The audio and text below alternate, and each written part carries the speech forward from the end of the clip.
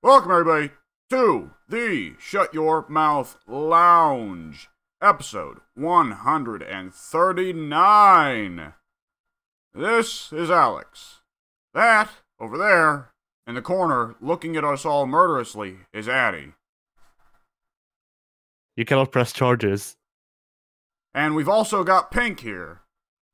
Yeah, I'm in the other corner. But he's only I here don't for know the what free I did to snack. deserve this. We both went for one-liners, damn it! Fuck it, who cares? Alright. Pink, you got anything coming out on your channel, man? Hopefully. Wonderful. Addy, Pink, do you have anything more precise in terms of ideas that you're looking at? No. Because it really just ties into what I did this week. Okay. Addy, what's coming out on your channel this week? Nothing. Alright. On my Same channel... as usual, basically. Yeah, on my channel, it's also kind of the same as usual. Expect more Total War Shogun. Possibly more Total War Troy. I don't know. That game's kind of kicking my ass. Ha! And maybe Dark Souls 2? I don't know. I keep saying I'm going to record that, but I don't actually get around to it. And on the group channel, on Monday, there will be Supreme Commander Part 3. And on Friday, there will be Don't Starve Together Part 1. Alright. And on Saturday, Yes. there will be Express delivery. Express Delivery, just for you. Fall Guys! Pink's not in that one because he's a loser who doesn't have a PlayStation. Oh. You sucker, how are you supposed to play the games that get big on YouTube? Man. Anyways, Pink, what you been up to this past week, my man? Alright, so this past week, I've been playing Fallout New Vegas. I've been recording footage for that I'm trying to splice together to make a kind of a quick video. It's coming along nicely, if I do say so myself. And I have begun... Well, I've resumed my Poland playthrough in Civilization 6, and I've added 2 others to the Civ bank. I'm starting a Aztec playthrough where I'm going to be doing the rework that I was talking about the other day. Rework? And I'm gonna... What's that? What is the rework? It's a mod. Oh, a mod to make the Aztecs less shit? Yeah. Okay. I've been thinking about looking into Civ mods lately. I don't know. I freaking love mods. I love mods a lot. They're the greatest. I'm going to have a lot to talk about mods when we get to my part. Oh, no. Oh, yeah. Now, what just suddenly hit you to make you be like, ooh, it's time to go back to New Vegas? It's something I've Howard's been failure. wanting to do for quite a while. So, it wasn't really spur of the moment, like adding a bunch of new Civ playthroughs to my repertoire. But it's hard to say, really. I just found time this week, and I had time to edit this week, so I was like, yeah, let's get doing this. Alright. Pink You is trying to edit? I repent just for... released shit raw! That's what Pink That's is trying to not repent really for- my Civ playthroughs, but for the Fallout one, I really want to edit stuff together to make it look funnier than it is. Yeah, I get that. Because that's a very dialogue-heavy game. Oh, yeah. Pink is trying to repent for Boone's sins. Yeah.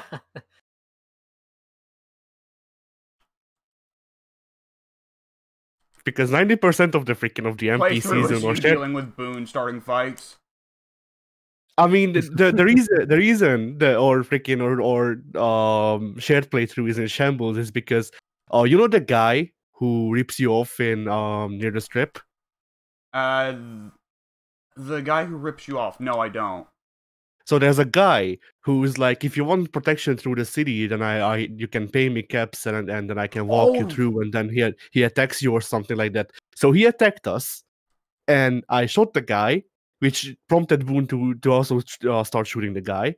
And then the guy died, and people didn't attack me. They just didn't like that. We killed the dude in the freaking middle of the street. So Boone just started shooting everyone, and that's how we ended up where we are right now. So you didn't do the quest to actually investigate him. You just started shooting at him. No, I think I started shooting at him during the quest to investigate him. Although I can't remember now, so maybe not. You hadn't proven that he was guilty yet when you shot him, though. I don't remember. Pink, do you? I don't remember, but we probably didn't. Okay, so that's...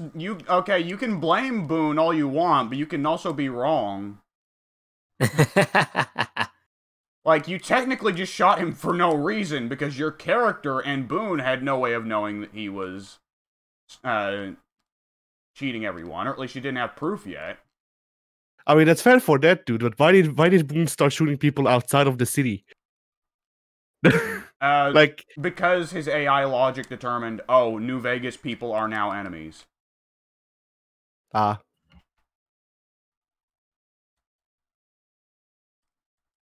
It's one of those things of video games, video games being video games, but, like, I do wish that there was a unique...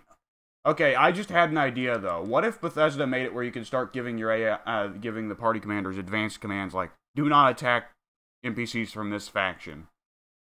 I mean, that could work wonders for not getting Boone to kill literally every NPC in the game, so I have to freaking trek into the mountains for whenever we actually freaking continue this playthrough. Which I have done by now. I mean, he was kind of just behaving as he was supposed to, honestly, in that moment. Because the alternative is you pissing off, like, the Legion, and then him being like, well, we don't know if he wants to be friends with these legionaries, so I'm going to let them live. You know? Like, it's some of that I can understand, but then there's also the thing of, like, the NCR dudes who he shot. I don't actually remember, but yeah, there was a couple of times when he just started shooting NCR people, and then he just came up to me like, "I don't want to shoot NCR people." Which, yes, that is your character, Boone. Then stop shooting them. I'm not attacking them. We're just trying to walk past them. Well, I would say, generally speaking, the NCR guys were probably pissed at you for massacring Freeside. Yeah, just a little bit. I think this still kind of circles back to you shouldn't have shot that guy until you had proven that he was guilty.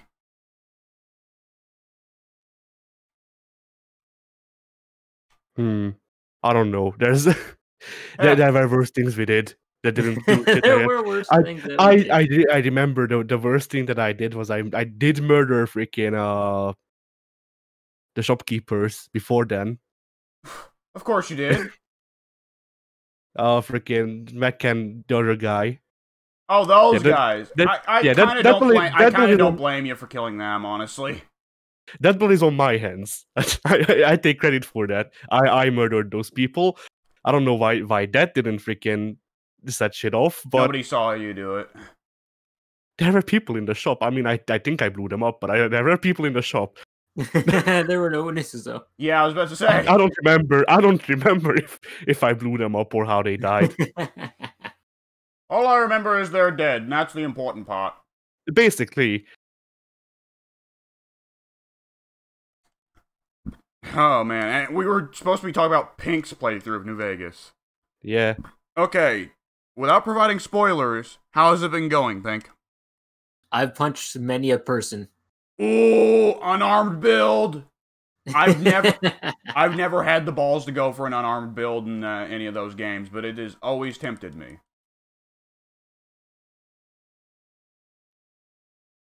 So, what's your favorite part of the unarmed build? So far, it hasn't been good, so I've been using hand-to-hand weapons. What did they call that? Gloves? No, it's the actual... When you wield a pipe, what is that skill stat use? Melee.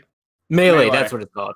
I've been using melee more than the unarmed, because punching rad scorpions hasn't been all that fun.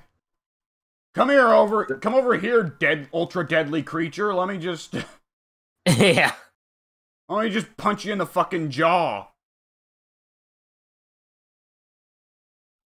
So yeah, I've been using the melee a lot more than the unarmed, but I'm hoping to get unarmed up in numbers soon, so I can actually do something with it. Yeah.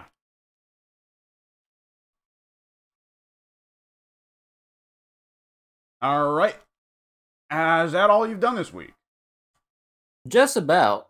All right. Eddie, what's been going on over there for you?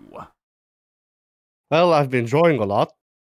Okay. I will not share the pictures because it's bad.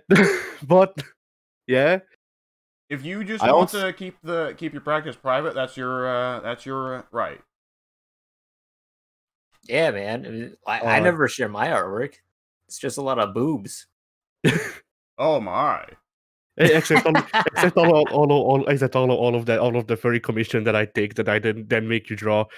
Oh no. If Pink's taking art commissions, then why the fuck has he got a job? Because Art commissions are Go ahead, not Pink. a completely viable way to live your life. No, that's true. But fetish art gets paid more than actual art. But it's not a good way to I'm live, in the wrong and business. it's not a good way to live, and I also take 80% of the cut, so doesn't really work out for Pink. But Man, yeah. Also, can I just say, between working commissions and working retail, I don't know which of those two has to put up with the worst customers. That is an excellent point. It depends, I think. Do you consider like insufferable people to be worse, or do you consider like people who are into freaking like borderline pedophilia worse?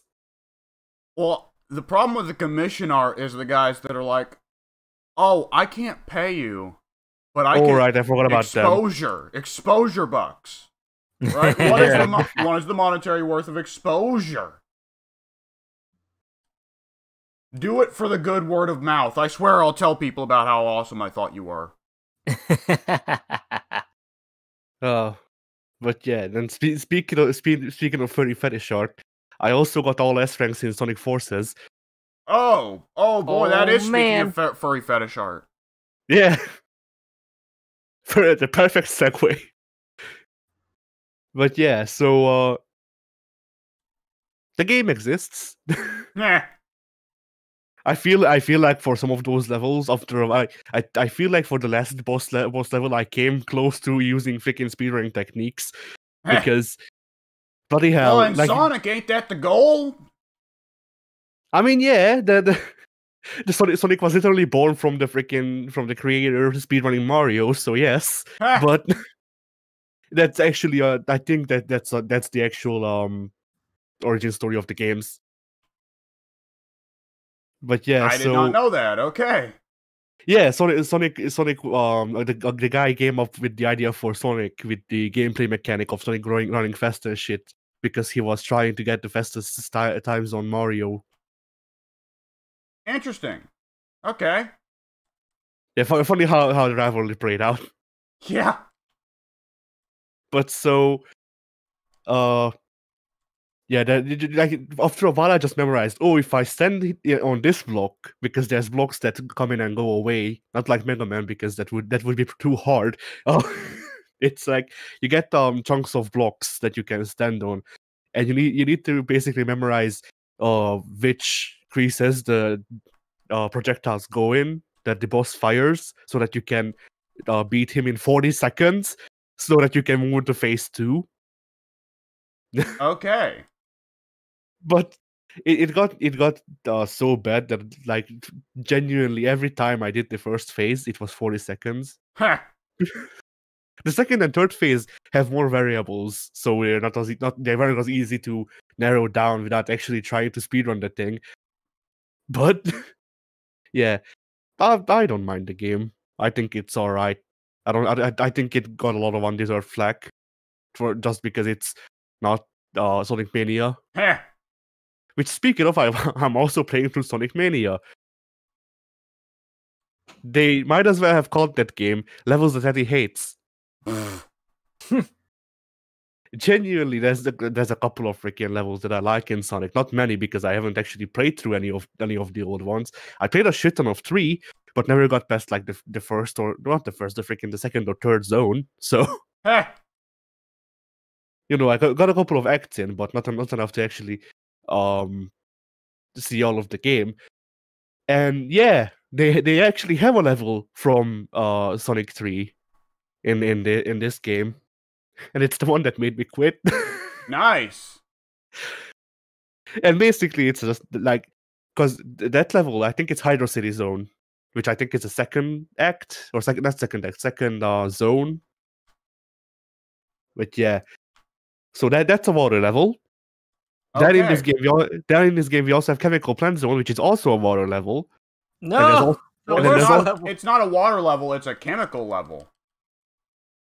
but yeah, I suppose Heh. not in the old one. In Mania, they reworked it so there's actual chemical mechanics. In the old one, it was just a water level with pink water. But yeah, so that let's see what else. I can remember. There's like I don't know, like 3 or 4 freaking water levels, and I don't even think I'm anywhere near the end of the game. Heh. So yeah, that water levels.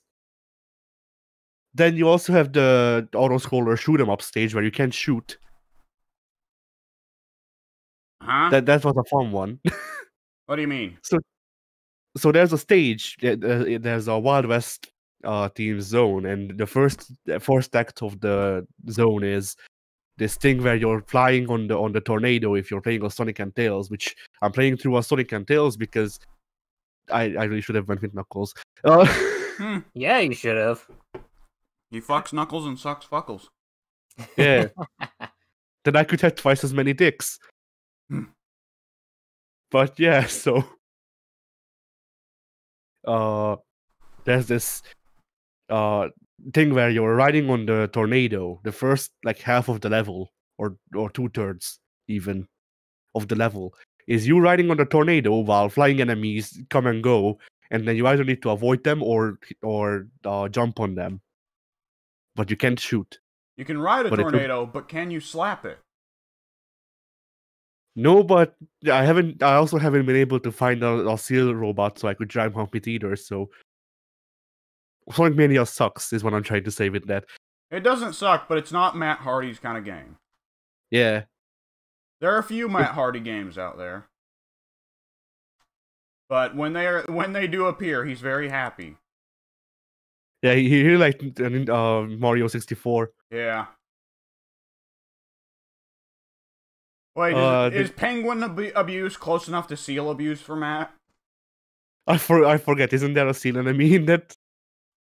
I don't think so, but I've not played it. All I know is people like to pick the penguins up and throw them off the edge of the world. I feel like I remember there being a seal enemy. I actually have played Super Mario 64. I didn't like it, but my stupid brain kicked in for a second there, and I imagined Mario fighting the singer seal. I wish. And on the shitty MIDI cover of Kiss from a Rose is playing in the background. Yeah. Kiss from a Fire Flower. I like how Pink is dropped, so we don't get to hear his reaction to what is visibly his hour here. So alright, Pink's gonna be back. Maybe. There he is. We can only hope. Hey. Yeah. He's back, baby. Awkward silence. Where was I? Yeah. Where do we go from Kiss from a Rose? Back to Sonic, obviously. Oh, no, no, go back. So what else memorable was in the game that I freaking remember? I like how they actually tied the Sonic the Fighters characters into canon. Really? Yes. So Mighty Armadillo and the other two, I forget their names. The bear. I don't even know. I assumed it was all Archie Comics characters. They are. Oh. I believe they are. but they were tied into actual video game canon. You had to fight them as bosses. I see. And then this is super canon, this game, because the ending, I have been spoiled on the ending, and the ending is just basically this whole game, Sonic Mania, is just an explanation for why Classic Sonic is in Sonic Forces. I see. So this is genuinely canon. all of this. Sonic went back to freaking Hydro City Zone and Chemical Plant Zone and Stardust Crusaders Zone. I'm not joking. I mean, I guess, yeah. You know what? My Sonic is missing some JoJo. I mean, you say that the Shadow is not in this game because this Thank game God. would be too cool if he were in it. Shut up. So instead of Shadow, Eggman uses Chaos Control. Of course he does.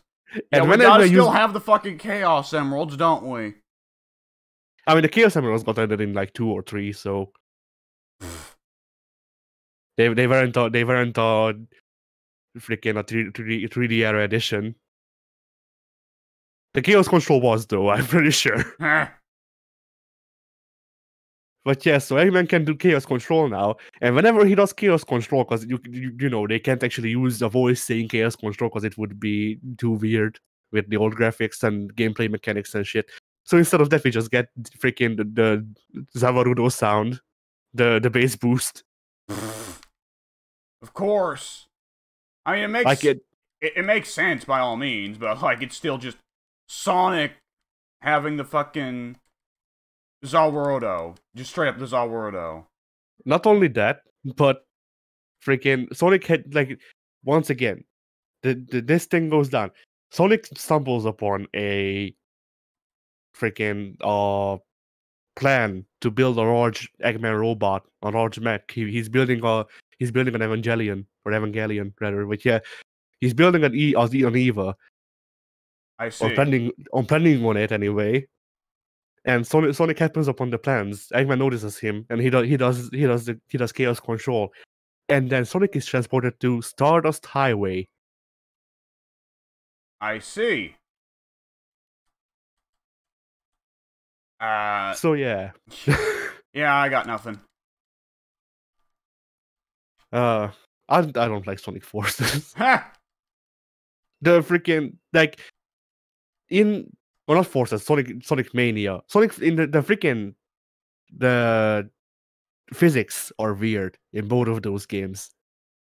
But in Sonic Forces, it's stacked on. You don't play in 2D all the time. And the physics are weird both in 2D and 3D in Forces, but they're weird in different ways. Okay. But the thing is, Mania is always in 2D, so it only has one way of weird physics, and Sonic just like I feel like Sonic weighs too much for his build and his speed. Basically, is the best way I can put it. Like it's like Sonic is a large bag of rocks that can also break the sound barrier. That's pretty well how Sonic feels in every game. Yeah. Yeah, that's what I'm complaining about. I think it feels like shit. He can go super fast, but gravity is also very strong in this game, where gravity is very not strong in Mario, you know? Yeah, I just feel like gravity shouldn't be as strong when there shouldn't be as much G power on Sonic, because you know when you're moving at like freaking breakneck speeds, it makes sense why gravity would be stronger because air pressure. Sure, yeah. But Sonic just takes 2 steps and it's nearly as bad as it is when he's breaking freaking the sound barrier. Jumping, I mean, anyway.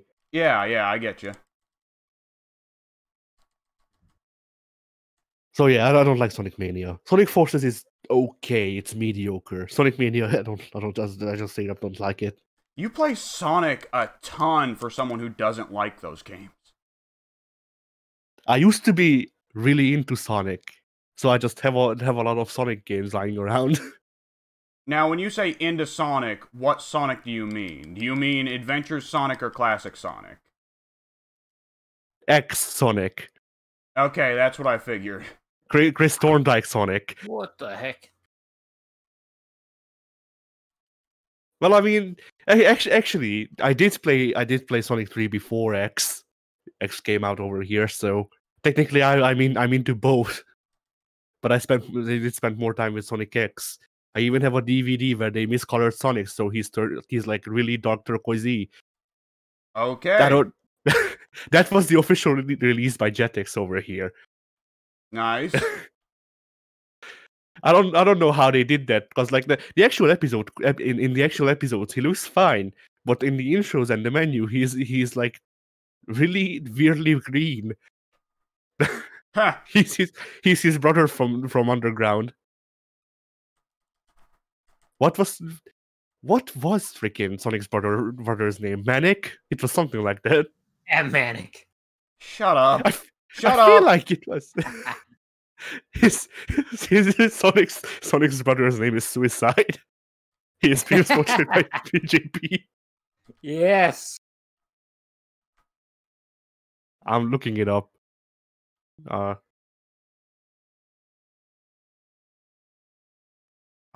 Okay, are we looking this up now? Okay. Yes, I'm looking it up because the people need to know. I need to know what the hell Sonic's freaking brother's name is. It is Manic. Ha! Shut up. Sonic's Kill me siblings now. are Sonic's siblings are Sonya and Manic. Sonya Blade is Sonic the Hedgehog's sibling. Is that a Mortal Kombat character? It is. Yeah. That's the joke. The crossover we weren't expecting. I mean, they in Sonya's old Mortal Kombat 1 or 2 backstory, they did say that she has a brother that died. It might have been Sonic. Oh no! R.I.P. Sonic. It all comes together. R.I.P. Sonic. Gone too late.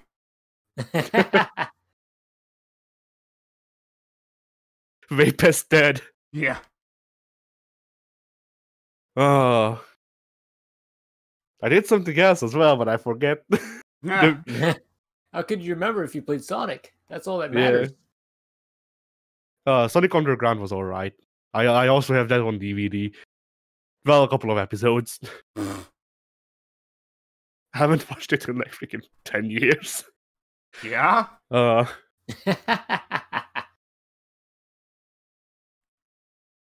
don't freaking know. I That's did a play good way to Sam spend Show those 6. 10 years.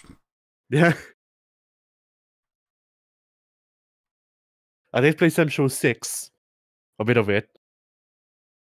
Alright. And the UI in that game is very weird. I mean, it works. It looks really weird to me that the health bars are transparent. Because like they're in these boxes, and the boxes are not transparent. The boxes are actual like big boxes, and only the bars are transparent. It's weird. I believe it. Oh, excuse me. Well, I think that's all I've done. All right. Yeah, so I did quite a ton this week. For one thing, I guess I should hit Total Wars first. Just be real quick. I've been recording Total War Shogun 2. Not a whole lot to say about that. That's a good game. Nice, tight, clean, balanced. Nice teeth. Nice teeth, yeah. There aren't even any women in that game, I don't think. Well, no, there's the warrior nuns. You can get warrior nuns, but that's it. That sounds incredible. That seems to check out with my knowledge, at least. Total War Troy was given out for free. I downloaded it. And I was really cynical about that game going in, at least partially because they're giving it out for free, so it can't be that good, right, guys? Actually pretty good. Pretty good. There's some serious mistakes here. The supply lines debuff, which is the one that I bitch back and forth all day about, which is the one in Warhammer where every new army you build increases the upkeep cost for every other army, that is here even stronger. In Total War Warhammer, if you're on, let's say, normal difficulty, typically it increases the upkeep for the other armies by like 2% every time you buy a new army. Unless you're on like very hard difficulty, in which case it increases upkeep for other armies by 15%. I started up Total War Troy on normal difficulty. Buying my second army increased upkeep for other armies by 30%. Good lord! I was like, when I bought my first army, I immediately went into poverty, and I was like, what the fuck? It's realistic Grease simulator. Yeah. That game's got some nice new features that I really like. One of the biggest, well, they're not new features. Three Kingdoms did them first and honestly did them better. I don't think that the Three Kingdoms and Troy guys were in that much contact, because Troy implemented some of Three Kingdoms' diplomacy features. Not all of them, some of them. But also failed to implement Three Kingdoms' balancing. Three Kingdoms is a wonderfully balanced game. Troy seems like it's got some balance issues. But one thing that Troy has that I absolutely adore is in the diplomacy menu, there is a make this deal work button. Which is just like, if you flatly need, oh, I need 20 iron. Tell the guy, I need 20 iron, whatever you want, just make this deal work. And he will. And that makes my life so much easier, because I've put 2,000 hours into Total War Warhammer. That game doesn't have a make this deal work button. So that's a lot of trying to, like, back and forth and kind of diplomacy footsies your way into getting the guy to agree to what you want without paying him an exorbitant amount, right? Mm-hmm. And having the make this deal work button is so good, but it's got another something I really like. So, it's got this little number at the bottom. It can either be positive or negative. If the number is negative, the guy will not agree to the deal. If the number is positive, the guy will agree to the deal. So, it's affected by every little factor that you add or take away from the deal will make a change to that little number. So you can actually see the numerical values of why the AI makes the decisions that it does and what the AI values over other things. And that is fantastic because that makes the otherwise kind of obtuse and unpredictable Total War AI a lot easier to put up with. And I know this is the sort of feature that will not be included in other games because this is the sort of thing that some jackass will say, it breaks my immersion! Shut the fuck up. It's a video game, you know it's a video game. You're fucking playing it. You want some fucking immersion, go play a VR first-person shooter. Fuck. The immersion nerds ruin everything. Anyways, Total War Troy, I like its visuals a lot. Comparing it to the other ancient Total War, which is Total War Rome 2. Total War Rome 2, all the army units are just shit hobos wearing, like, just shirts with no pants. You know, just big shirts that hang over their dick so you don't see their dick, but still shirt. They're Donald Duck in it. Yeah. And that, like, you might get, like, the high-level elites wear a chest plate. And so, all the units in Rome 2 look super lame. And it feels bad to play that game because you don't get to look at your army and be like, oh yeah, this is a cool army. It's not like Shogun 2. You know, Shogun 2, you can buy like 10 samurai and you're like, oh yeah, 10 samurai, you're in for it now, boy. Whereas Rome 2, you buy 10 Greek hoplites. And it's pretty well just naked hobos with some metal abs on front. And it's like, I hope my army loses. They suck. Troy does not do that. The units in Troy look awesome. The armor designs on units that actually have armor look awesome. And the unarmored units aren't just hobos in, like, shirts. They are... Well, they're still hobos, but they're more Conan and less, stoner hobos. And they are all, of course, incredibly muscular, because this game's set in the Greek heroic age. Of course, everyone's stupidly muscular. So the game's got a certain sense of style to it that I really enjoy. And other than that, don't have anything more to say about Troy, because I haven't put that much time in with it. Does it have people named Troy in it? No. Can I? Why do they not allow me to play as my boy toy named Troy, who used to live in Detroit? No, they're saving that for Total War and Nicki Minaj. All right. I would love that. Total War early 2010s rap scene. Oh no, the deadliest unit. Suge Knight! the deadliest unit. Nicki Minaj's ass. Oh Christ. The only thing that can counter it is freaking Kim Kardashians. And then it turns into a freaking trading card game, so you can trigger the freaking the hot dog meme to deep up Kim Kardashian's ass. Oh Jesus! All right. So that's the extent of it for Total War for me this week. There's also one game that I purchased 10 years ago and have not put really serious time into since. I bought it on Soon's recommendation. Well, it wouldn't have been 10 years ago then. It probably would have been 7 years ago, but still. Mountain Blade Warband. Aha. So that's a game that when I first played it, I thought it was rather clunky. But I should note, I was playing it on a very old PC, so it did not exactly run well. And the already... So is it McClunky? What? Is it McClunky? Shut up. Quick, Han, shoot him.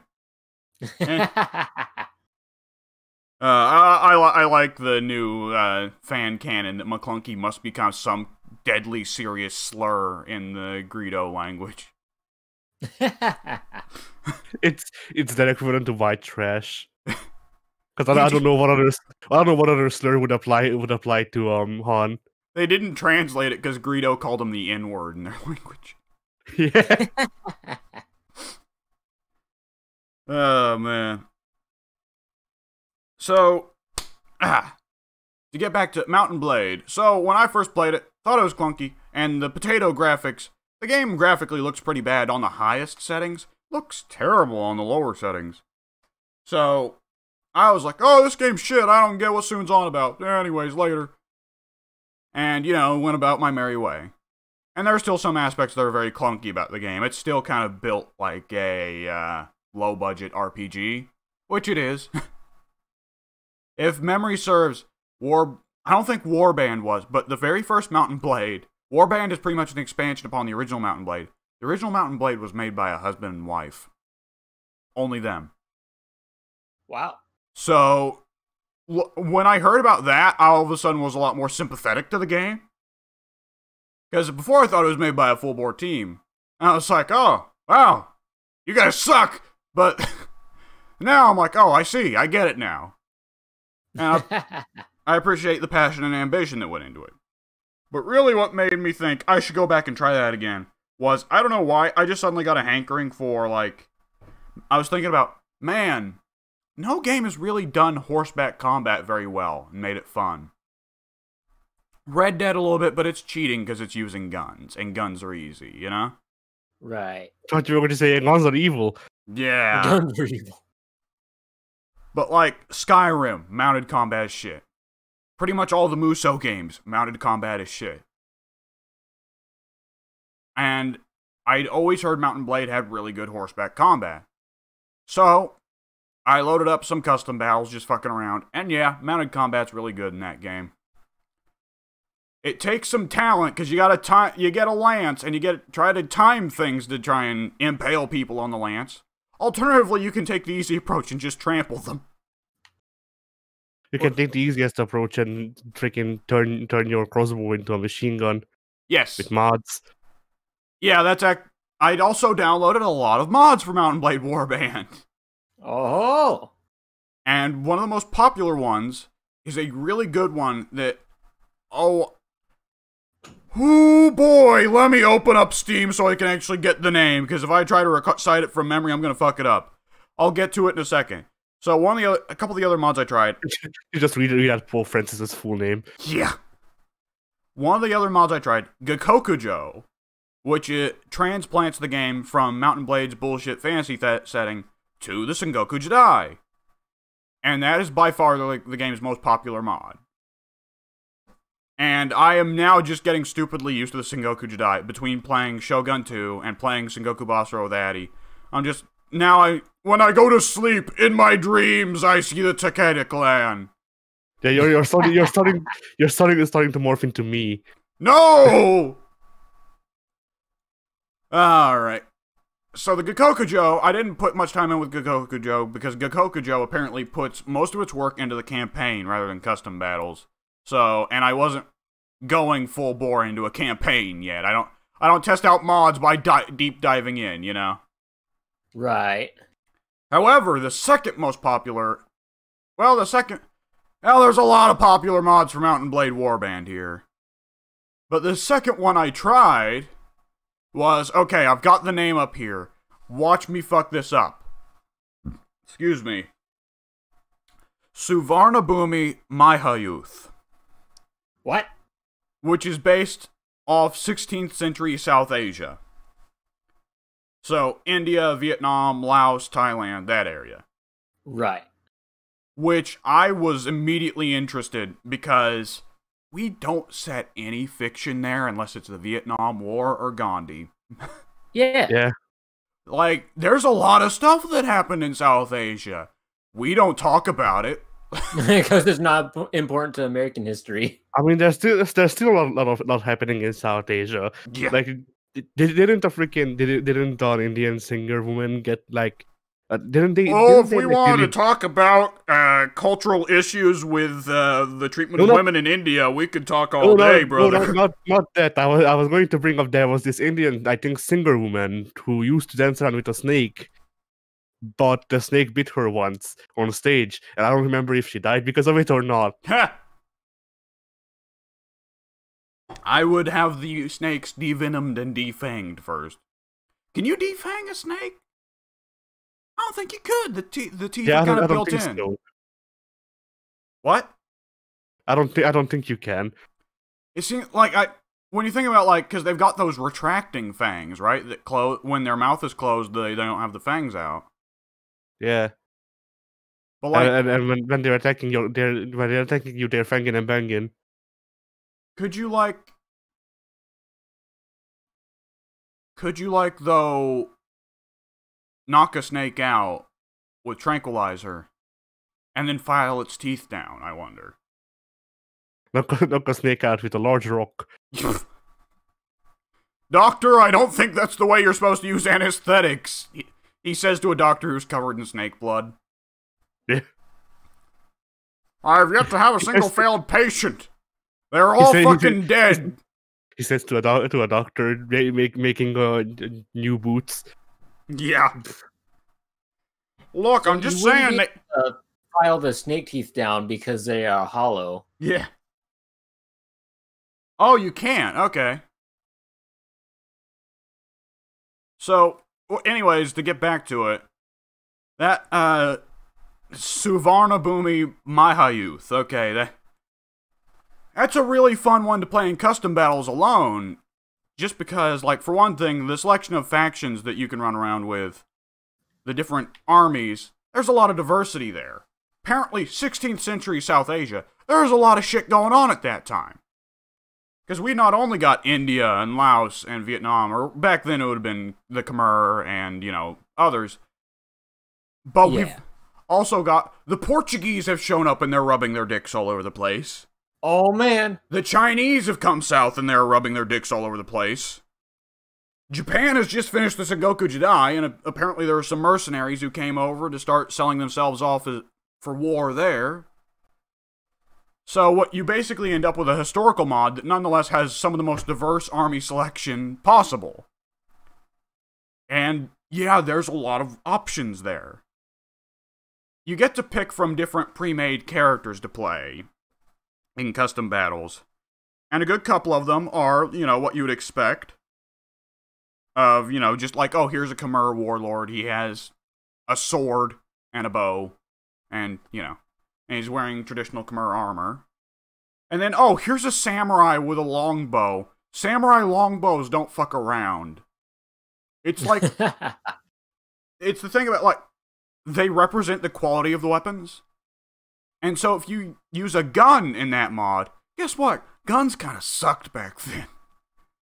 Yeah, a little bit. So the aiming reticle is like just this massive circle, and it's like, it's going to hit something in the vicinity of this circle.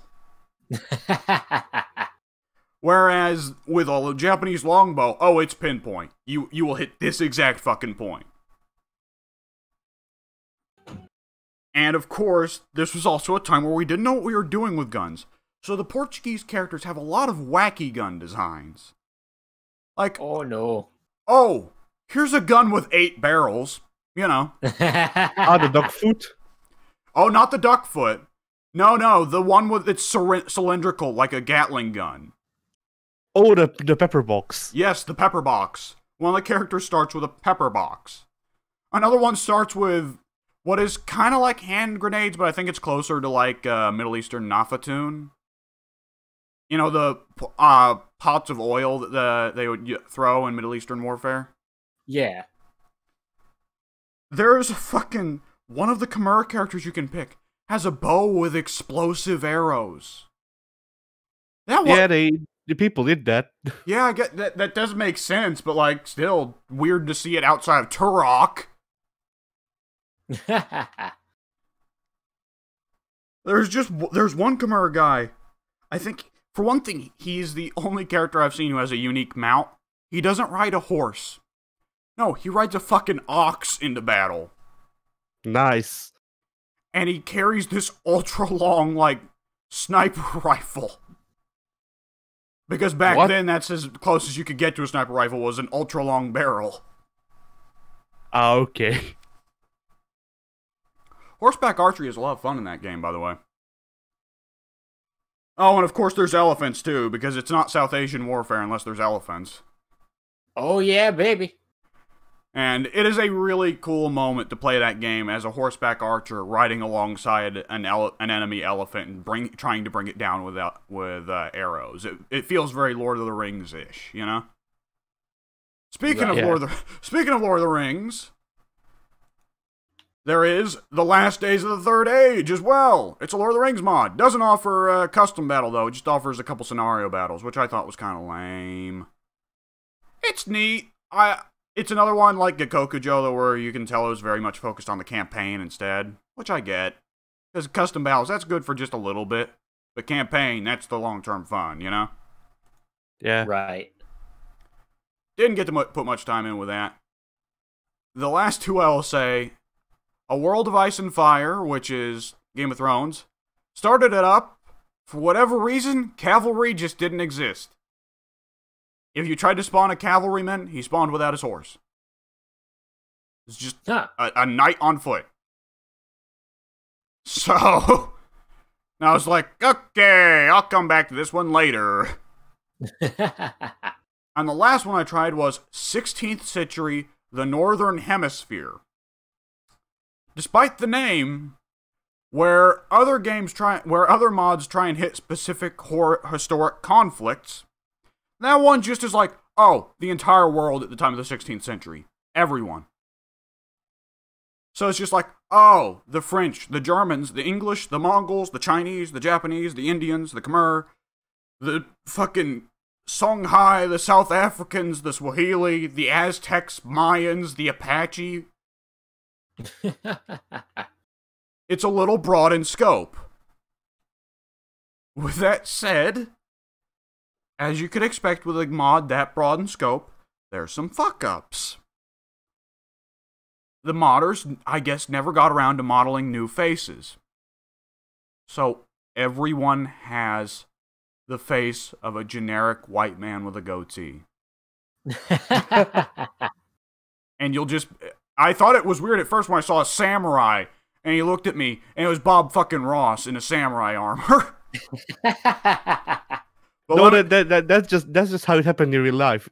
But let me tell you what got weirder. When I spawned in the Swahili faction. It's a bunch of African dudes in, like, loincloths, right? Except above the neck. Above the neck, they're Bob Ross. And there is, like, no transition in skin tone. It just instantly goes from dark skin, pale as fuck. Pale as the fucking snow. Nice. They at least knew with some of the characters and tried to give them headgear that covered it up, but, like, I think the mod's still in development, so they evidently are just taking their time with the faces. Also, mods made by a Chinese team. They actually are doing pretty good with the English translation, all things considered, but there are some things that are still a little bit odd. And the main menu theme is horrible ear rape. Oh no. That I swear starts with like a dog quivering or something. I don't know what the fuck was going on in that game's music. But at the end of the day, it's really fun having a historical game where they just throw in fucking everybody. It's, you know, Smash Brothers Ultimate of historical war games. Everybody's here. I was really happy when I was playing a French knight and I ran down an Aztec dude. And I was like, you know what I need to do? I got off my fucking horse and I picked up that man's Macaweedle. It also cracked me up. One of the characters, like, the other, in Mountain Blade base, the preset characters they offer for custom battles, it's like some preset guys with some backstory, and they got a name. Rodrigo de Broncos, right? Oh, Rodrigo de Broncos. He's from the kingdom of wherever the fuck. And here, you start off the mod, and one of the custom characters is just Heinrich. Heinrich. Yeah. And he's just a German dude in gothic armor with a claymore, not a claymore, Zweihander. And he doesn't get anything else. Every other character gets like 3 weapons. He just gets the Zweihander. And he's slow. And I was like, what the hell? This character sucks. He doesn't even get a horse. No. Heinrich is very good. I figured that out. When I was like, oh, Heinrich doesn't seem to take much damage, and his Zweihander seems to hit really hard. Interesting. So I started a custom battle as Heinrich, where I removed my entire army, and it was just me versus another army of 25 dudes. Turns out, Heinrich only starts with 1 weapon, because the motherfucker only needs 1. Around the time that I cut a horse in half, I was like, I think Heinrich might be pretty strong. I killed 25 men. In a single stroke. I love video games. When you think about it, the kinds of things that get seen in video games, like, it took a long time to kill 25 men with a sword, let me tell you. And by the end, Heinrich legitimately was just drenched in blood from head to toe. And I was looking at him and I was like, man, if there was a motherfucker that killed 25 people in one battle with a sword and had no help, I think that man would be the most terrifying thing to have lived. Anyways, that's enough about Mountain Blood masturbation. There's 2 games that I got to try for a little bit as demos or betas. 1, Avengers. It's really fucking... Oh man, how's that? Really good. Nice. It's got some flaws, definitely. It's all stuff they can fix. There are these little indicators to tell you that someone from off the screen is attacking you. They need to make those indicators bigger. Some of the attacks have a load of particle effects attached to them. They need to be toned down so you can actually see what's happening. There's some stuff that they can't fix, and it's just an issue of this console generation. My PS4 sounds like it wants to fucking die because it's running Avengers right now. And that's partly just because you can tell this game was more than likely designed to be run on the PS5, not the PS4. So, while I am definitely buying this game, I'll be buying it when I get a PS5. Yeah, sounds good. With that said, it's pretty well what I wanted so far. It is... Okay, so we've joked before about, like, oh, if Devil May Cry is Devil May Cry, Bayonetta is Angel May Cry. What was the most absurd one we joked about there, Addy? I don't freaking remember. There's Transformers May Cry. Decepticons May Cry. There we go. This game is MODOK May Cry. Now, we only get to play 4 out of the 6 characters. You do get to play Thor and Captain America in the tutorial. Only doing the tutorial. I actually liked them quite a bit. Everyone loves Captain America, which is unfortunate because you get to play as Cap pretty well for the least amount of time. Thor, I thought, felt pretty good. Soon disagreed with me. Thor's a little slower, a little heavier. And Mjolnir is a very strong ranged weapon, and it's really fun pinning people to walls and then beating the shit out of them. Oh. But the 4 characters you get to play in the main missions are Hulk, who I like fairly well. He's got some fun stuff. Picking up motherfuckers and then beating other motherfuckers with those motherfuckers.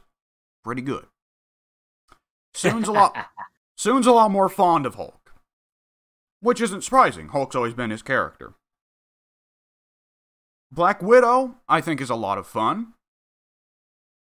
She is definitely one of the faster characters. But to me, the real highlights are Kamala Khan and Iron Man. Kamala Khan, they had a lot of fun with some of the stretch powers.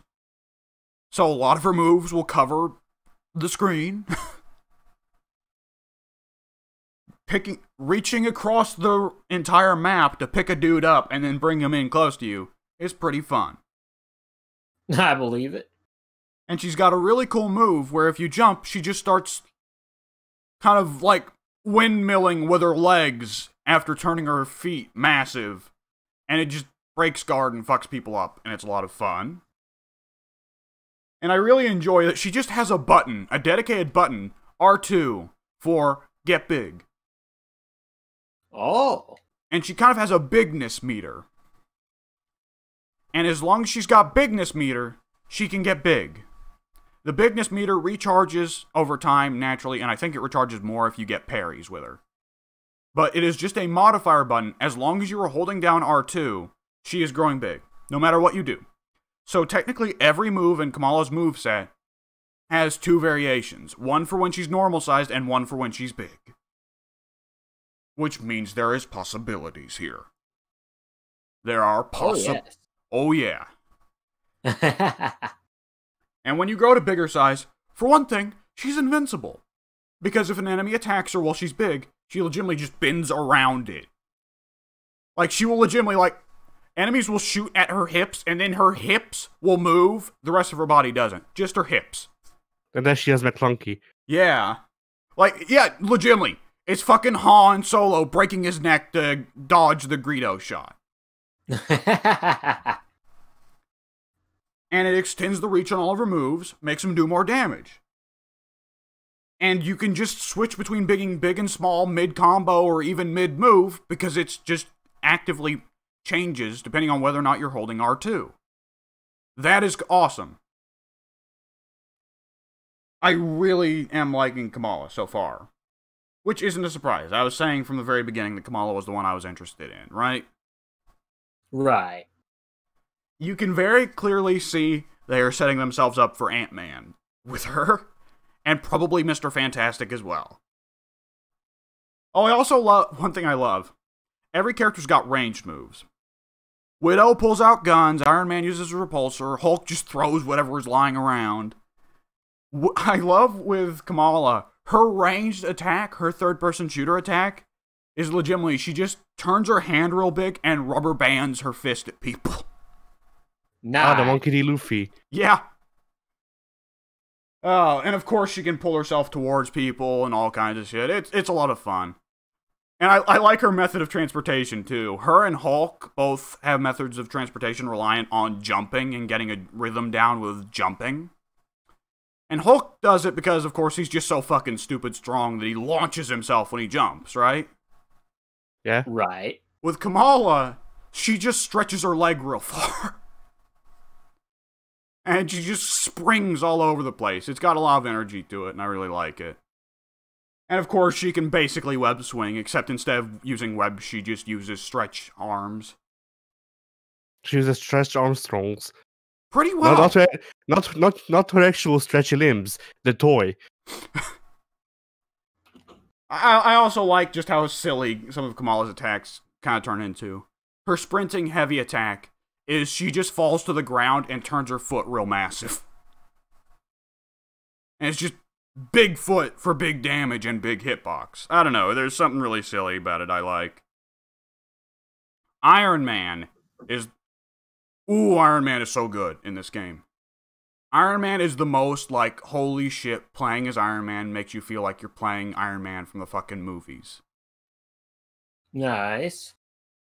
The flying with Iron Man feels great. Using the repulsor beams feels great. Using repulsor beams in the middle of your combo, his heavy attack... So Iron Man's got a unique system where he can switch between different weapon types, right? Iron Man has a unique system where he can do a light punch to a medium punch to a light kick to a heavy punch, and then people just can get out. Iron Man is actually probably the best combo character in the game right now. You joke, but that's a real thing here, Addy. They should actually just give him the Iron Man Infinite from EC2. I think someone could do that, probably. The possibilities are there. So Iron Man's thing is he can, with the primary skill, we're only allowed to have one skill tree here. Only the primary one. So there's still 2 more skill trees that are locked and we don't get to see. So there's still a world of possibilities we don't know about.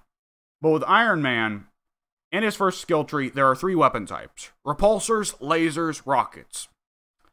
And when you have repulsors are your go-to melee combo option. Because they change all of your heavy attacks to Iron Man doing like he does in the movies. Where he uses a kind of almost martial art where instead of punching you, he is blasting you in the face at point blank with the repulsor beam, right? Yeah. Right. And he is comboing you with it. And it looks sick as hell, and it feels like it does in the movies. And it also means that Iron Man's the character who can combo you from a distance. His alternative is lasers. Lasers just look cool for one thing, shooting people with big beams for big damage. And he can, of course, do the spin that he would do in, like, Iron Man 2. You remember when he spinned with lasers? Yeah. And that feels fucking sick. And it does loads of area of effect damage. And of course, if you're just a fan of blowing things the fuck up, you can also just switch to shooting rockets out. And he has a lot of different variations of rockets. He can shoot out one big explosive rocket. He can do like fucking Macross or Robotech and shoot like an array of 30 missiles out of his back. He can lock on targets and then shoot off 6 homing missiles from his wrist. Everything you see Tony do in the movies, you can do here, basically. I like it. Iron Man feels incredible to play. And I am excited to see Hawkeye here, man. I am really thrilled to see Hawkeye. Not only knowing that he's gonna have the bow and he's going to have the katana so that you can switch between the two. It's gonna be great. Oh my god. Oh, I'm riding high. I feel like I should throw out a couple more flaws just to balance things out and so that I ain't just riding this game's dick too hard. But what would be a good example of a flaw? This game's tutorial isn't great. The worst part of the game is the tutorial. Once you're out of the tutorial, oh, it's so much better. You get to just choose whatever the hell you want to do, whatever character you want to play. I know a flaw. What's that? The delay-based netcode. Delay-based netcode. I haven't played online yet, but this game does have a very high tendency to crash. As soon said that the netcode is bad. Yes. Yeah, more than likely, yeah. It's why they're doing the beta, right? Yeah. Yep. They'll probably work on it, and even if you can't, this game's very supportive of playing offline. Because... That's not being able to accept. Then again, this might just be a beta thing. That's probably a beta thing, because they also have bits where they ask you, like, how are you rating the experience so far? And so... Alright, yeah. So, playing offline, you can choose how many teammates to take, up to 4 AI teammates, up to 3 AI teammates. And they are actually the characters that you've been leveling. So they have all the abilities you've unlocked for them, the gear you've set up for them, and everything. I like it. And I thought it was wild seeing Iron Man use a move that I hadn't used him with yet. And I was like, oh, you son of a bitch, you're cheating. And I was like, oh, wait, I did unlock that move. I just never used it. Fuck. But yeah, it's a lot of fun. And the cosmetics are all unlockable. So what? I don't know what's going on with the microtransactions in this game. I don't see how they're planning on making money off of this. Well, Soon said, and I'm gonna assume that he has more experience with the beta. Soon said that not all of the customization items are unlockable. Oh, okay. But then he might just be wrong. He might be. I haven't looked into the store, honestly. He might be right. But the thing is that there's so many customization options here that are just free unlockables that it's like, why would I buy a costume for Hulk when I can just get Joe Fixit, you know? Joe Fixit is there by default. You just have to unlock him. And I don't know. I just know that he told me that the costume he wanted for one of the characters is buy only. Huh, okay. I mean, with Iron Man, there's just infinite possibilities. That guy's got a shit zillion costumes. Yeah. I remember playing Marvel Heroes, and you'd play a character like, I don't know, Punisher. Punisher only had, like, 4 costumes you could set him up with, right? Because, I mean, how many Punisher designs have there really been? One. If you really think about it, just one. I mean, there's been 2. There's been variations of one. There's the classic jumpsuit, and there's the modern day where they typically put him in a shirt and pants instead. Right. And then there's kind of the Marvel Now variation where he's wearing body armor and he's missing an eye. I completely forgot about that.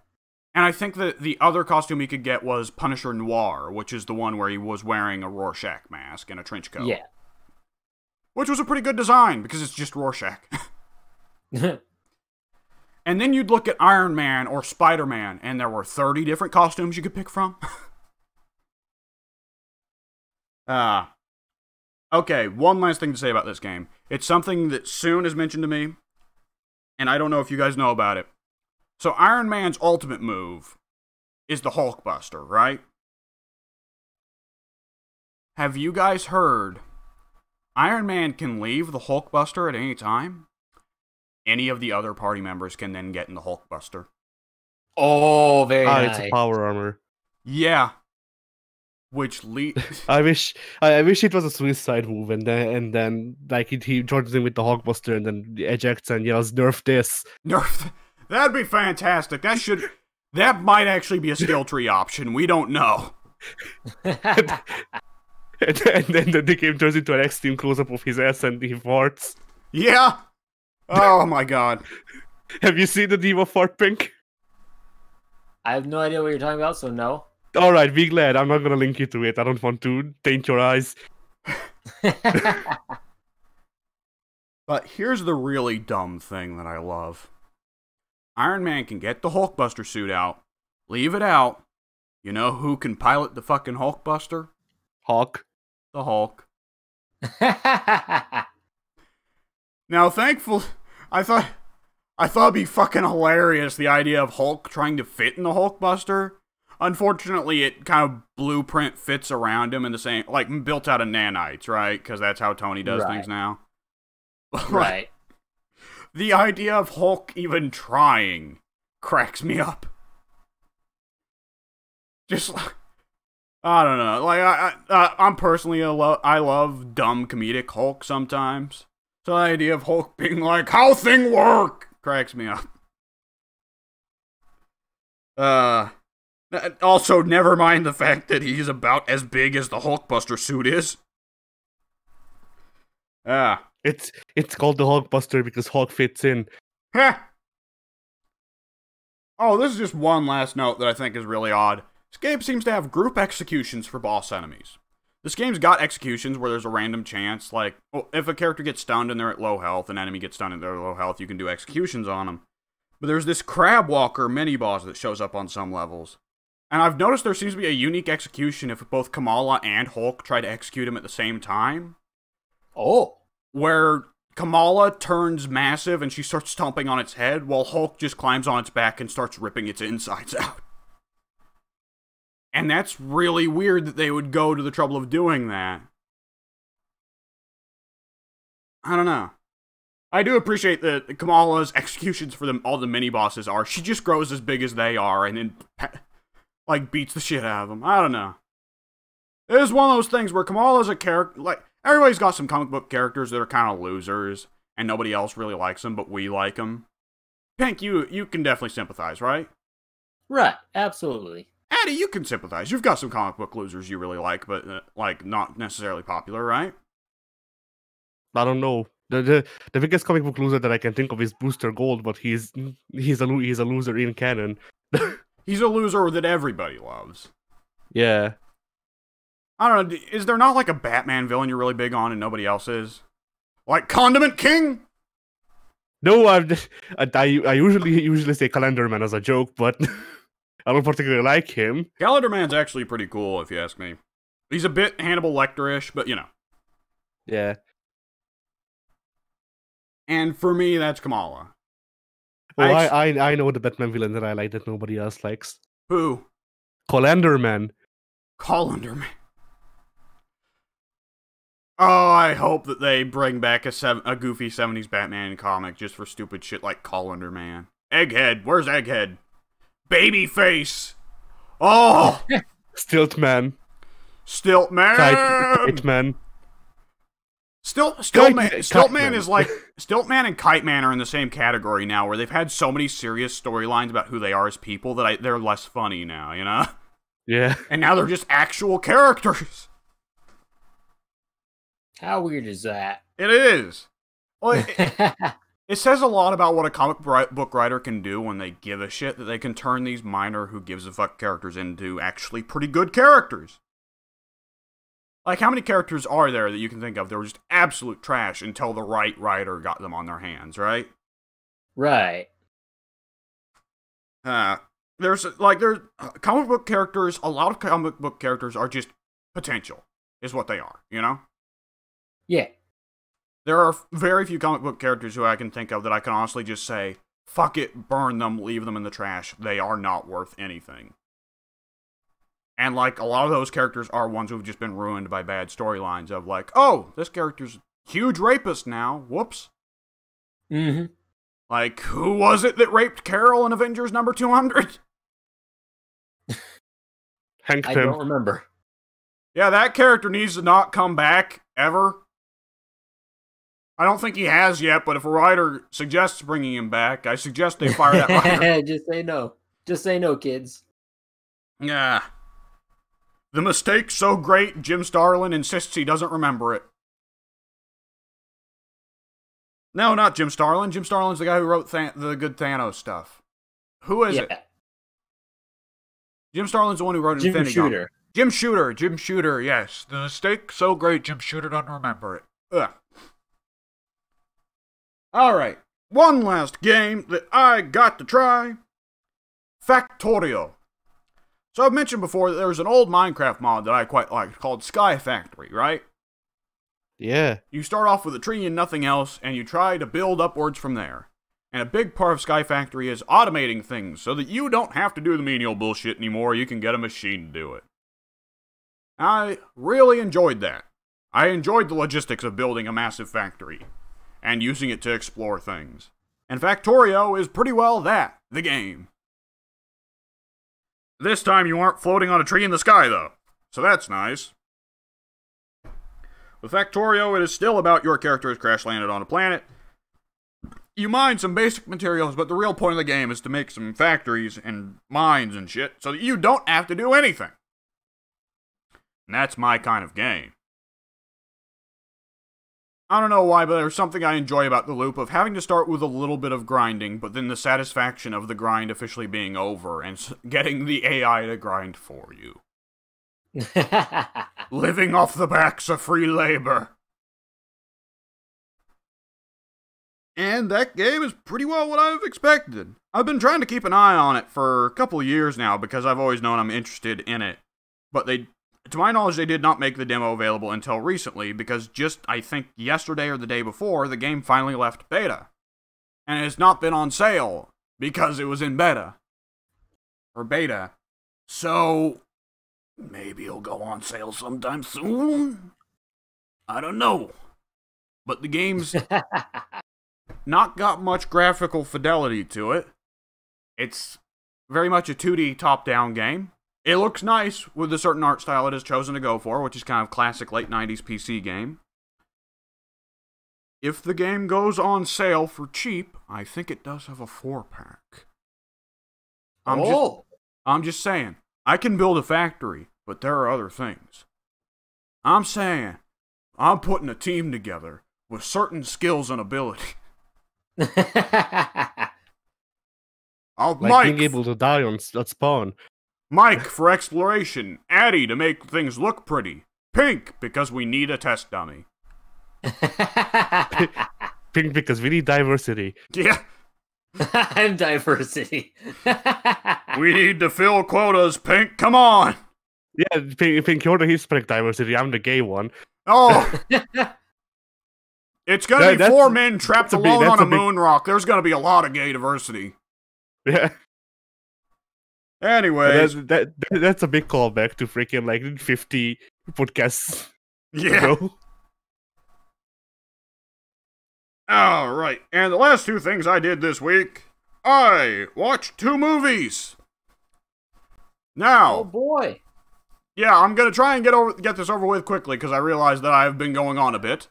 But the first movie I watched was Precious. Do you guys know what Precious is? I know what the word means. I have no idea what the movie is. It's the One Ring. Yes, it's a movie about Gollum. No, it's one of the most depressing movies in history. Oh no, why'd you watch it? Because it was good! But it's depressing. Sometimes shit in life's sad, Pink. Oh, you don't have to tell me twice. It's about a teenage inner-city black girl in the late 80s who is illiterate, abused by her mother, and has twice been raped and gotten pregnant by her father. So we're off to a rollicking good start, as you can see. Yeah. And it's a very sad movie. It still picks up near the end, like, it still kind of tries to go for a little bit of a cheery ending of, like, there's hope here. The hope is kind of bittersweet, because there's a little something added on that's like, oh, fuck, that's not good. But there's still enough of a happy ending there that you kind of walk away from it like, yeah, there we go. There we go. The real point of the movie is the strength of its performances. Gabori Sidibe does a fantastic job as Precious herself. Monique does one of the best acting performances I've ever seen as her abusive mother, particularly her final scene. So good that Monique got the Best Supporting Actress Oscar. And Monique in that movie as the film's villain, as the abusive mother, pretty well, like, I remember about 10 years ago, or maybe it was just 5 years ago, my mom was talking about Silence of the Lambs, right? And she said, Anthony Hopkins did a pretty good job as Hannibal Lecter. He got an Oscar, everyone loved it, and he got a ton more acting roles. Ted Levine did a fantastic job as Buffalo Bill. He got no awards, and people never wanted to see him act again. I kind of wonder if that's what happened with Monique, because she is a brutal villain. She has not gotten an acting role since. Oof. She got a fucking Oscar, though, so what a way to go out on top. Yeah, why not? Yeah.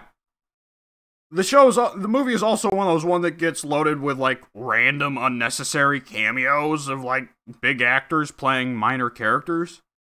I don't know why the fuck, but Lenny Kravitz plays a hot nurse for some reason. A hot nurse? I'm not joking. Like, his entire character is summarized as, he is the nurse that helps, like, Precious have her second child by her father. And then all of Precious's friends meet him, and they're all like, oh, damn! What a stud! Yeah. And for whatever reason, they, like, for a little bit, it's just kind of like a bit gag of, oh, here's Lenny Kravitz, he plays a hot nurse so that we can have all the girls oogle over him. And get Lenny Kravitz to act as visibly uncomfortable as possible because there's a bunch of underage girls ogling him. But then they bizarrely bring him back for a bit near the end where, like, Precious hooks him up with the secretary at her school for some reason. I don't know, it was really weird. I was like, why give a finale to these two big characters? I mean, don't they needed to close that plot line, or people would have complained about plot holes. Yeah, I mean... Right? What's the point of introducing Lenny Kravitz if you're not going to use him all the way? Oh, he was getting used to something. Oh. I mean, don't get me wrong, I like it tying up plots and finishing things, but, like, it's like if fucking Avengers 1 had tied up the plot end for that janitor who runs into Bruce after Bruce fell through that factory roof and gave him some pants. You know? Like, don't get me wrong, that character had a scene that was built around him. You know, we got Harry Dean Stanton to be like, oh, you fell through that roof there, and then you came down, you was real big and green, now you're tiny and naked. And don't get me, you get to see a lot of Harry Dean Stanton as that janitor, but if they brought him back at the end for a little thing to tie up his plot line, you'd be like, wait, what? And Mariah Carey is here too, and she... Oh! Yeah. Mariah Carey. She gets 2 scenes in the movie. The latter one is probably the biggest scene in the movie between Precious and her mother. And I was watching this scene, and I was like, boy, we got Gabori Sidibe and Monique here acting their fucking hearts out, putting out killer performances. Mariah Carey is also here. I was, you know, for a second there I was like, man, I'd be super nervous to be in the same room, like, with those two, like, being in Mariah Carey's position. And I was like, Mariah Carey probably doesn't even give a fuck, does she? Nope.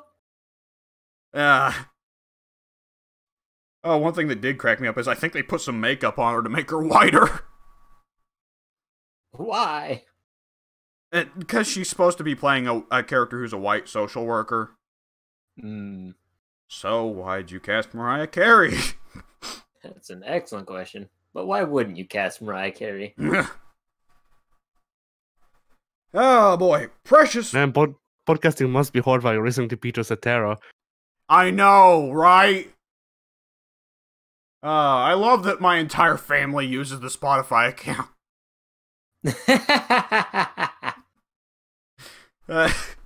I moused over my name earlier and I saw that and I was like, oh, fuck. Yeah, I really appreciate how Discord is now just... No, you just shared that immediately. You cannot... You don't need... The other people don't need to press on the freaking button anymore. It's just there. And no matter who you freaking hover over, it just tells you. Oh, man. Oh, Jesus. Oh, fuck. I'm probably the only person who was like, link my account to Spotify? Sure, why not? Sounds like a great idea. Sometimes in life, before, when I was a kid, I was like the most indecisive person ever. It would take me hours to make a decision. And as a young man, I've tried to go against that and be more decisive. But sometimes it whips around into sheer impulse of like, man, wouldn't it be fucking funny if I linked my Spotify and Discord accounts? And I don't...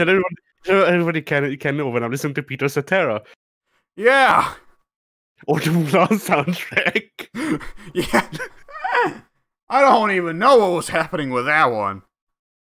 No, you know what? I bet I do know what was happening with that one. I bet my dad was like, oh man, Godfather theme song, play that on Spotify. And he just left it running and Spotify was like, oh, movie soundtracks, here we go. Yeah. The Mulan soundtrack is awesome, though. You should be happy for your Spotify account. Never listened to it. You haven't lived. Apparently. Alright, and there was one last movie I watched. Walk the Line. The movie where Joaquin Phoenix plays Johnny Cash and Reese Witherspoon plays June Carter. Now, I'm not much of a country guy, I don't think anyone here is much of a country guy. I think I I'm the don't closest think thing we many have. people are at all. Addy, how many country songs you got on your playlist?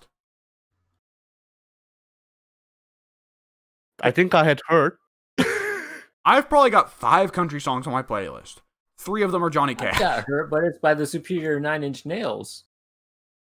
I actually do prefer the Johnny Cash version. Yeah, I like 9 Inch Nails version well enough, but the Man in Black has...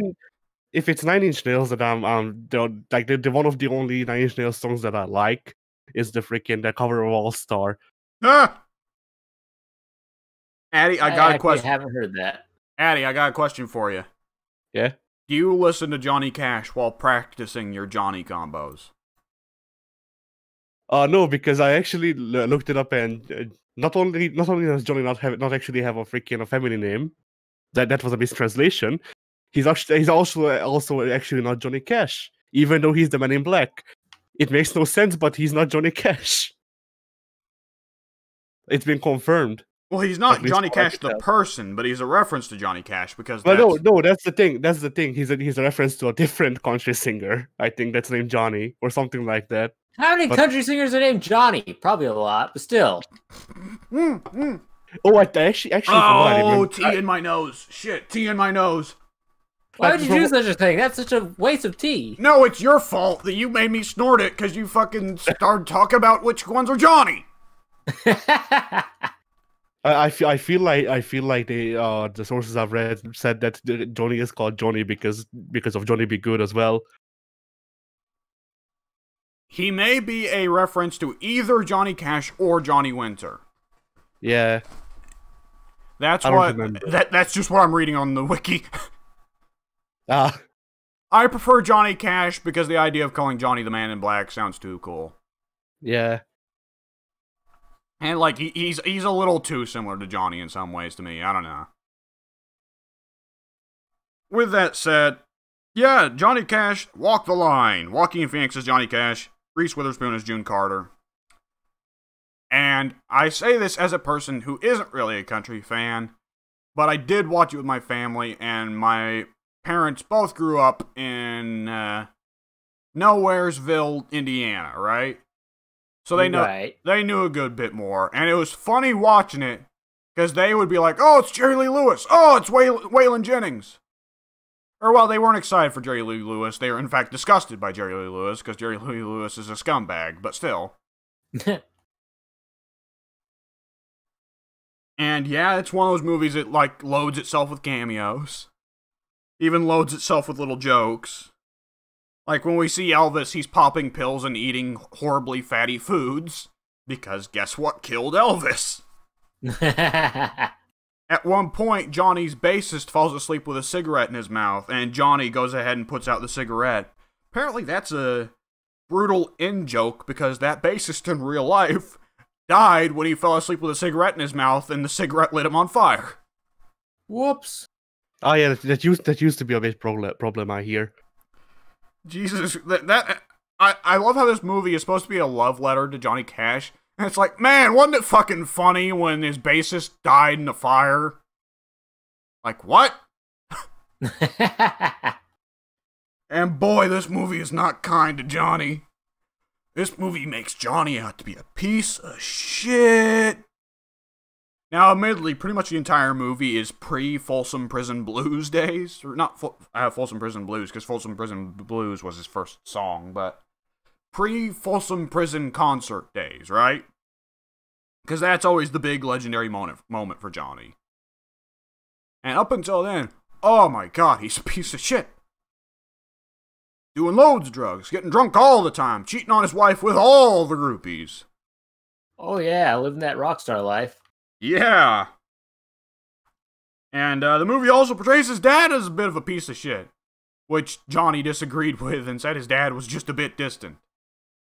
Or well, I don't think he really disagreed with it because Johnny died before the movie came out, but he came back to complain. Yeah. He's like, hey, this isn't 100% accurate, you guys. I'm back from the grave. I'm back with a vengeance. One thing that did surprise me is Johnny did live far enough that Joaquin Phoenix was his own personal choice to play him when he was younger. And yeah, it works. Joaquin looks like a young Johnny Cash in this movie. He talks like a young Johnny Cash in this movie. He sings like a young Johnny Cash and plays like a young Johnny Cash. And the more I watched this movie, I was like, Jesus fucking Christ, Joaquin Phoenix should have been a musician instead of an actor. Would have saved us from Joker at the very least. Yeah, I was about to say, and in one scene, for whatever reason, Joaquin Phoenix is in the stairs in like Chicago or whatever, dancing. Oh god, you can see little bits of Joker there, by the way. Joaquin mostly does a pretty good job as Johnny, acting-wise. Of course, he does a fantastic job as an impression. It's pretty well a perfect impression of Johnny Cash. But in terms of acting, he does a pretty good job. There are some times where he dips a little bit into Anthony Hopkins' Psycho. And he starts to look at June Carter, and it's supposed to be like, oh, I'm so in love, eyes, but instead it's like, I'm gonna hang your skin on my wall, eyes, you know? He's so in love with her skin. You just don't get it. You don't understand that love. He's gonna have a lot of fun dressing up as her. Say, hey, would you help me with this couch? Would you? Say, you wouldn't happen to be a size 32, would you?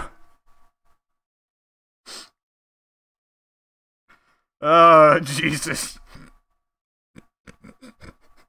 Oh god, I should be talking, but I'm laughing at my own jokes because I'm an idiot. I'm imagining there's like there's a hole in his couch. Calls over a girl, and she puts her hand on the hole, and she's like, yes, perfect. Oh, Christ.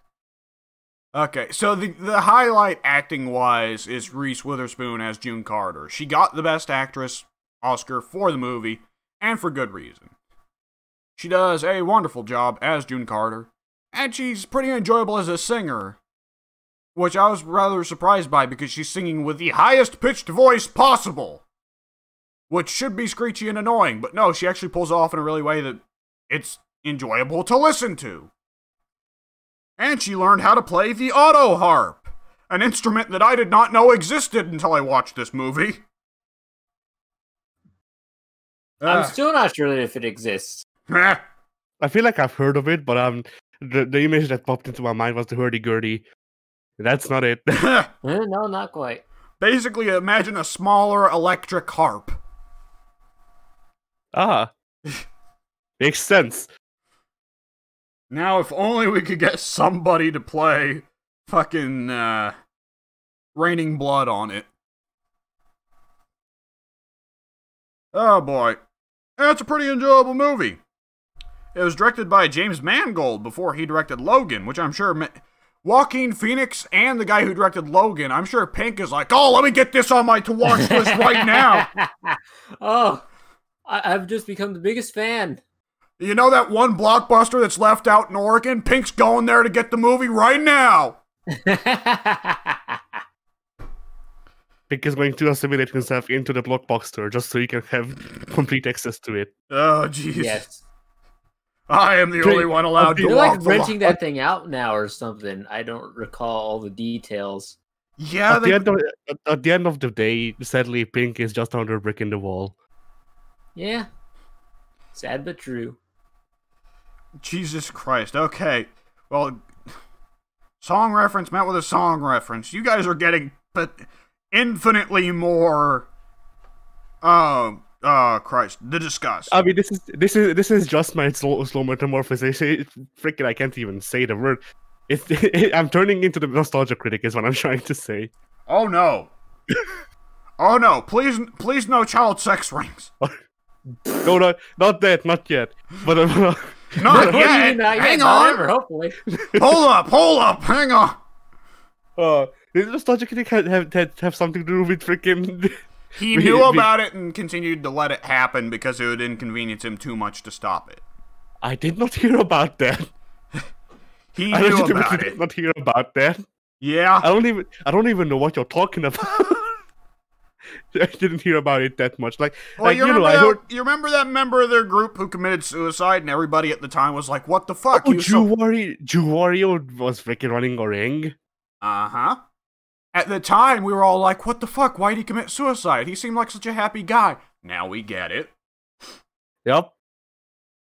Well, never even watched the guy, so I can't comment on his content. Yeah. But yeah, the Well, what's the opposite of rest in peace? Rotten piss. BIH, burn in hell. Yeah. There we go. BIH. That's a It new... doesn't keep the RIP initials. BIH. But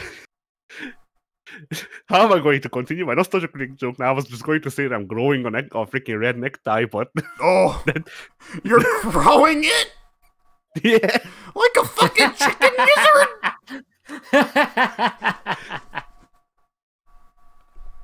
It's like you know the freaking the skin on the underside of a rooster's neck. Yeah, it's that. It's forming into a necktie. All right. Well, I don't think I can continue talking about Johnny Cash after that. Eddie, say bye. Eddie, say necktie.